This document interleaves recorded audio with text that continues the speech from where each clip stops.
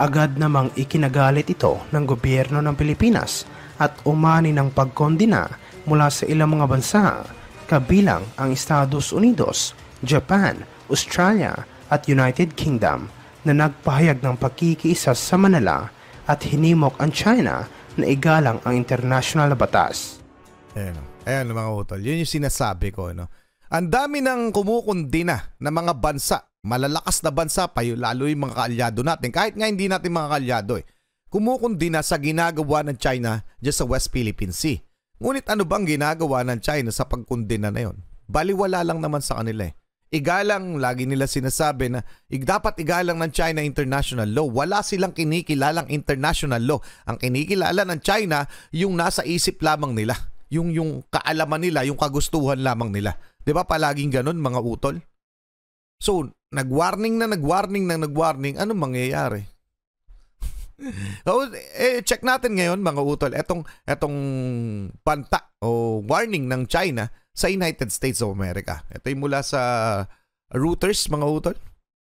China warns against maritime camp confrontations but stop short of naming US. Okay? Si Wang Yi na naman, si Wang Yi. Mga karunungan, kaalaman, teorya, kasaysayan, hiwaga at mga bagong tuklas. Alamin natin. Alam naman natin ang iringan ng United States of America at ng China mga utol dahil sa economic status at global domination. Okay? Kaya nga ang fear ng iba nating mga kababayan baka nga daw tayo madamay sa iringan na ito. Hindi po tayo nadadamay dahil damay na po tayo dahil isa po tayo sa mga bansang inaagawan ng teritoryo ng China. At eto mga utol, ang ating topic ngayon mula kay PHTV. Paki-subscribe siya, paki-like na rin yung video. Ayan, like nyo lang yan. China nagbanta kay Biden. Aatakihin umano ang mga barkong lalapit sa kanilang mga artificial islands. Okay, alam natin na may mga ginawang artificial islands ang China noon pa dyan sa ating mga teritoryo at sa iba pang mga teritoryo dyan sa South China Sea. Game na, alamin na natin to. Okay, disclaimer muna. PHTV.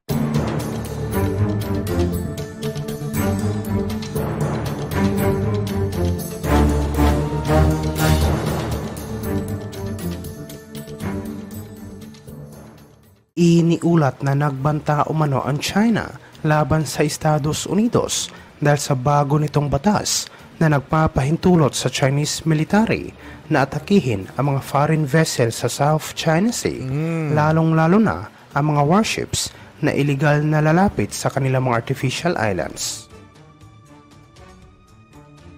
Ang National People's Congress Standing Committee sa Beijing ay nagpasa ng batas na hayagang nagpapahintulot sa Chinese military na gumamit ng dahas at iba pang mga pamamaraan upang mapigilan ang paglapit ng mga foreign vessel o warship sa mga kinokontrol nitong teritoryo sa South China Sea. Ang People's Liberation Army Navy at Chinese Coast Guard ay regular na nagdi-deploy ng mga barko sa South China Sea at sa West Philippine Sea upang igit ang mga pag-aangkin nito at upang bantayan ang kanilang mga artificial islands sa pinagtatalunang karagatan. Grabe, no? Regular din na nagpapadala ng mga barko ang US Navy sa South China Sea upang magsagawa ng freedom of navigation at upang bigyang babala ang komunistang bansa at ipakita ang suporta ng Estados Unidos sa mga kaalyado nito sa Timog Silangang Asya. Ay mga utol, malinaw ko lamang yung ginagawa ng United States, ng iba pang mga bansa kasama ang European Union, Australia, yung mga yan. Okay? Na naglalayag dyan sa South China Sea, pinapatupad lamang nilang yung freedom of navigation and wala po silang nilalabag na international law na itinakda ng UNCLOS, no? Yung United Nations Convention on the Law of the Sea. So, kadalasan talaga, normally, China ang hindi tumutupad sa mga batas na ito. Okay? So, laging nasa tamang ruta itong mga barko ng ibang bansa. So, yung freedom of navigation. And isa pa, kaya sila nandito at according din sa European Union, sa United States, para ma-promote o ma-maintain yung stability ng lugar. stability, seguridad para hindi na mauwi sa mas malakihang dispute o kung ano pa man mauwi sa gera. Yun po yung pinipigilan nila. Pero kung sakali nagagalaw itong China, yung China lang naman 'di ba? Hindi naman ibang bansa Yung China lang naman ang gumagalaw ng mga maling hakbang So kung sakaling gagawa ng violenteng hakbang itong China, mapipilitan itong mga bansa na ito, partikular ang United States, na labanan sila, mag-retaliate. So yun rin naman palagay ko ang iniiwasan ng China. Okay, tuloy muna natin ha. Ito ay matapos na iulat na ang Pilipinas ay naghahanap ng mas malakas na international support tungkol sa maritime dispute nito sa China sa South China Sea. Totoo yan. Matapos ang nangyaring banggaan sa pagitan ng mga Coast Guard ng dalawang bansa malapit sa Ayungin Shoal. Sinabi ni Defense Secretary Gilberto Teodoro na palalakasin ng Pilipinas ang mga multilateral activities nito kabilang ang pagsasagawa ng mga Freedom of Navigation Patrol sa West Philippine Sea na kung saan pilit na inaangkin ng China. Tama yun. Sinabi niya na umaasa siya na mas maraming bansa ang makikiisa sa paglaban sa mga ginagawang agresibo at iligal na aksyon ng China, ngunit hindi nito tinukoy kung anong uri ng tulong ang hinihingi ng bansa. Naglabas ng pahayag si Teodoro matapos nagpalitan ng mga akusasyon ang Pilipinas sa China dahil sa isang nangyaring banggaan sa pagitan ng isang Chinese Coast Guard vessel at isang Philippine supply boat malapit sa Ayungin Shoal, isang bahura na nasa loob ng exclusive economic zone ng Pilipinas. Pero dahil dyan sa ginagawa ng China na yan, na pambubuli, panghaharas sa atin, napakarami na nating sympathizer, no? Napakarami ng mga world leaders at mga bansa na umaayon sa ating mga aksyon. Dahil nasa tama naman tayo mga utol. Tayo yung inaagawan ng teritoryo. So, dumadami ang kakampi natin, ngunit ano nga? Anong mangyayari? 'Di ba? Parang ang ginagawa ng China wala naman nagbabago sa ginagawa ng China. Mas tumitindi pa nga mga utol Mas ginigiit nila. Nakaraan naglabas sila ng statement na kailangan na natin lumayas sa Ayungin Shoal dahil kanila 'yun. And ito pang part ng kasi yung Reed Bank yata kanila na. So nandoon na sila sa mga pwesto na 'yon. Tapos nagpadala pa sila ng maraming barko. Tapos binangga na tayo. Binomba na naman tayo ng tubig. Parang habang tayo nagrereklamo sa International Court o tayo dumidepensa, lalong palala ng palala lamang ang ginagawa ng China. Parang ang ginagawa nila wala kayong magagawa. Gagawin namin ang gusto namin. Kasi nga ayon sa statement na nilabas ng kanilang foreign ministry, no, sabi nila, willing kaming gumawa ng necessary action. Okay? Para ipagtanggol ang aming soberanya. Yun yung statement nila. Soberanya nila. Yung lugar na yan, mga utol, yung inaagaw nila sa atin, feeling nila kanila na tayo yung dapat lumayas. Ganun po yung idinidiin nila sa buong mundo. Na which is mali naman. So ano nga magiging action ng United Nations dito? Yun ang gusto kong malaman So ano mangyayari? Diba? Papayag na lang ba na ibigay sa kanila yung nantuluyan para wala na lang gulo? Palagay nyo ba papayag ang mga Pinoy? So pa-comment ang inyong opinion. Mamaya check natin itong pag-warn ng China kay Biden o sa United States of America. Tuloy muna natin. Sinabi ng Pilipinas na sadyang binangga ng Chinese Coast Guard ang supply boat nito habang nagsasagawa ito ng resupply mission para sa mga Filipino troops na nakaistasyon sa isang grounded na Navy ship sa Ayungin. Ayan mga utol, talagang ginagawa nila yan. Agad namang ikinagalit ito ng gobyerno ng Pilipinas at umani ng pagkondina mula sa ilang mga bansa, kabilang ang Estados Unidos, Japan, Australia at United Kingdom na nagpahayag ng pagkikiisa sa Manila at hinimok ang China na igalang ang international na batas. Ayan mga utol, yun yung sinasabi ko. Ang dami ng kumukundina na mga bansa, malalakas na bansa pa lalo yung mga kaalyado natin, kahit nga hindi natin mga kaalyado kumukundina sa ginagawa ng China dyan sa West Philippine Sea. Ngunit ano bang ginagawa ng China sa pagkundina na yun? Baliwala lang naman sa kanila igalang, lagi nila sinasabi na dapat igalang ng China international law. Wala silang kinikilalang international law. Ang kinikilala ng China, yung nasa isip lamang nila. Yung kaalaman nila, yung kagustuhan lamang nila. 'Di ba palaging ganun, mga utol? So, nag-warning, anong mangyayari? So, check natin ngayon, mga utol, etong banta o warning ng China sa United States of America. Ito ay mula sa Reuters, mga utol. China warns against maritime camp confrontations but stop short of naming US. Okay? Si Wang Yi na naman, si Wang Yi. Okay? Basahin lang natin ng konti. China's Foreign Minister Wang Yi said maritime dispute should be resolved through talks and warned against camp confrontations but stopped short of naming the United States days before an expected meeting between the country's leaders. The Philippines, Japan, the United States have complained about what they say is growing Chinese aggression in the South China Sea. Beijing says most of the region is part of its territory, a claim that is hotly disputed by several littoral nations. Okay? So, iginigi talaga ng China na yung rehiyon na yon, itong South China Sea, karamihan nila, lahat halos yan ay kanila. Okay? Yun ang ginigit ng China.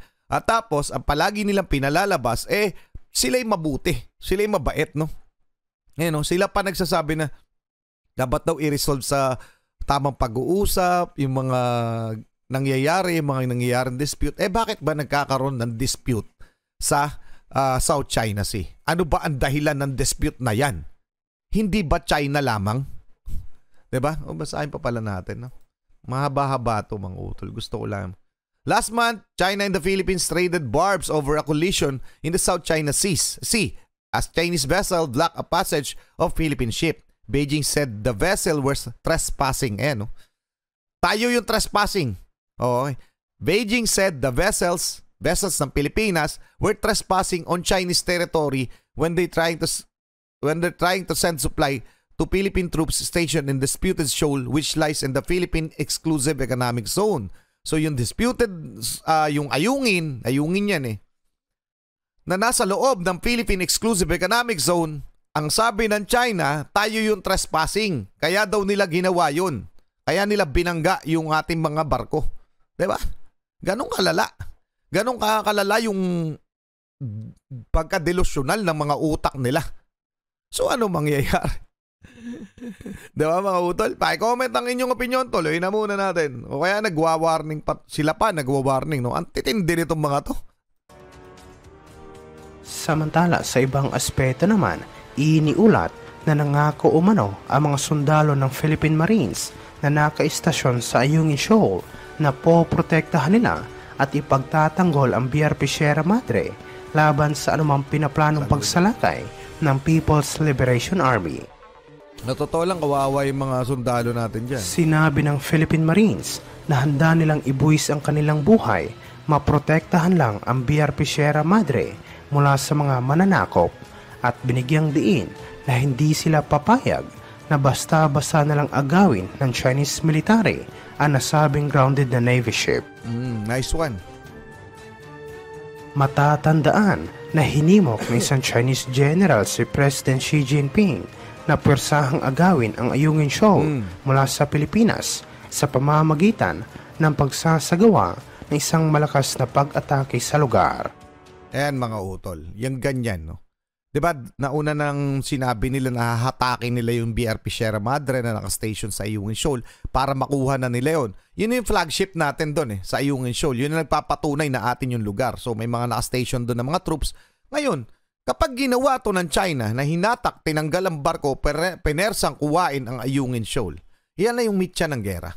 Palagay ko, wala na, magre-retaliate na tayo, magre-retaliate ang United States. So topo barega na. Banata na to. Automatic na yan, mga utol. So alam rin yan ng China. Kaya nga ang ginagawa nila, ang presensya nila, pinalalakas nila, binubuli lamang nila hanggang sa tuluyan tumigil yung mga kaaway. Ganun yung discarding ginagawa nila. Okay? Hindi nag-i-engage sa gera pero kinukumpronta.